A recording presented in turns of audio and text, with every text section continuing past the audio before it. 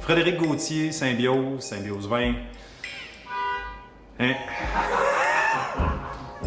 Frédéric Gauthier, propriétaire de l'agence Symbiose Vin. Ce qui nous passionne dans la vie ou dans la pratique de notre métier, c'est les rencontres.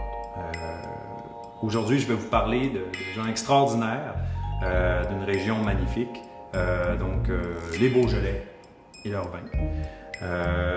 C'est une région qui nous touche particulièrement pour la convivialité, le plaisir, le gros fun de boire un coup.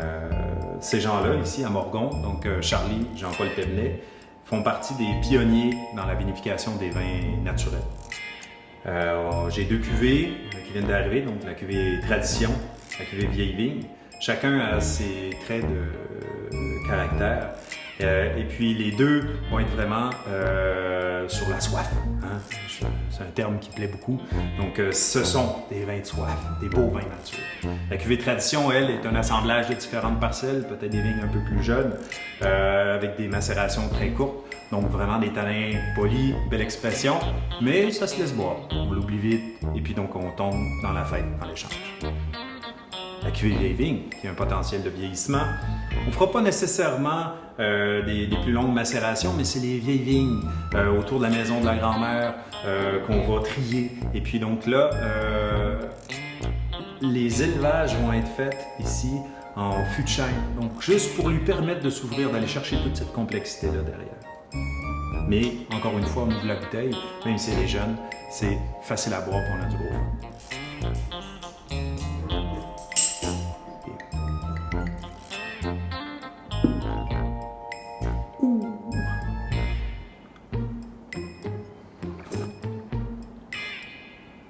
Pile dedans, gamay, avec son beau caractère fruit. Fruit un peu du nord, là, les cerises, des belles tensions végétales. Mais sur la bouche, c'est lisse, ils appellent ça goulayant. Hein? Goulayant, ça c'est le caractère tanin du gamay. Et puis, longueur en bouche juste correct, ça finit sur de la fraise qui est attendue sur le comptoir. Impeccable. Toucher de bouche. Les gens, ils savent pas ça, le toucher de bouche, mais c'est l'harmonie globale. Tu l'as tout de suite, premier contact, boum, là, ça s'en va dans tout. Ça caresse les joues, c'est sur le fruit, encore une fois. Un peu de poivré pour remettre ça sérieux. Parfait. Palette. Tu sais, steak de semaine, c'est ça qu'il faut.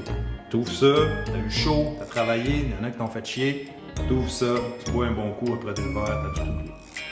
Donc, les vieilles vignes en question, ce sont les vieilles vignes qui sont autour de la maison de la grand-mère. Donc, c'est des plateaux juste en bas du village, des plateaux de sable granitique, du granit décomposé.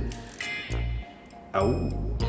Tout à l'heure, on était dans les fruits frais, un peu le gazon, le foin, tout ça. Là, on était un peu plus sur les notes d'épices, zeste d'orange, ce côté animal qui est un peu plus affirmé.